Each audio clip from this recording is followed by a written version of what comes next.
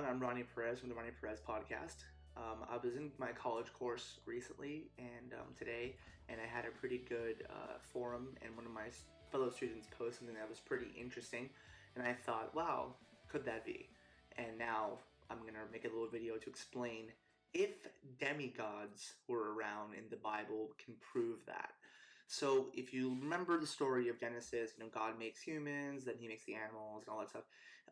And you get to the part when Cain kills Abel, then Cain gets sent away, and then it talks about in chapter 6 where increasing corruption on earth by humans. And if you look in Genesis chapter 6, I'm reading from the English Standard Version, my favorite version here, it says, "When man began to multiply on the face of the land, and daughters were born to them, the sons of God saw that the daughters of man were attractive, and they took as their wives any they chose.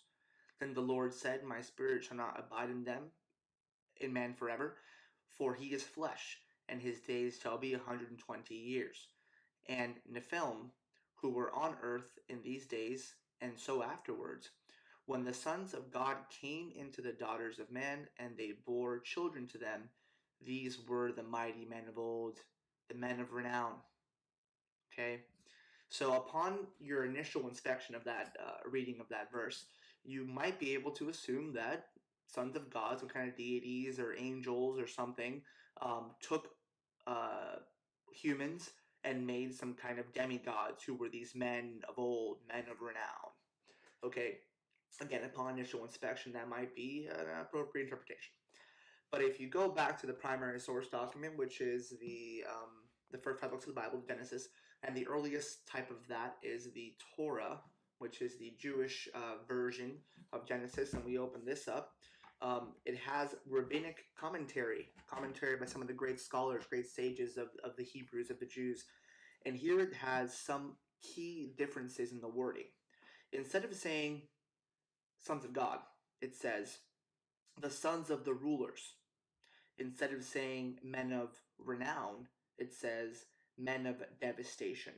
I'm going to read the passage here. It says, "And it came to pass that man began to increase in the face of the earth, and daughters were born to them. The sons of the rulers saw that the daughters of man were good, and they took for themselves wives from whomever they chose. And Hashem said, My spirit shall not contend evermore concerning man, since he is flesh, and his days shall be 120 years. The Nephilim, who were on earth in those days, and also afterwards when the sons of the rulers would consort with the daughters of man, who would bear to them. They were the mighty who, from old, were men of devastation. Hashem saw the wickedness of man on earth." So we see that's the main passage. What do the sages say? They say, these were the sons of the princes and judges for Elohim, who is God. Always imply rulership. As in Exodus 4:16, "You shall be his master." The daughters of man were the daughters of the general populace, the multitude of the lower classes, who did not have the power to resist their superiors. Thus, the Torah begins the narrative of the tragedy by speaking of the subjugation of the weak by the powerful.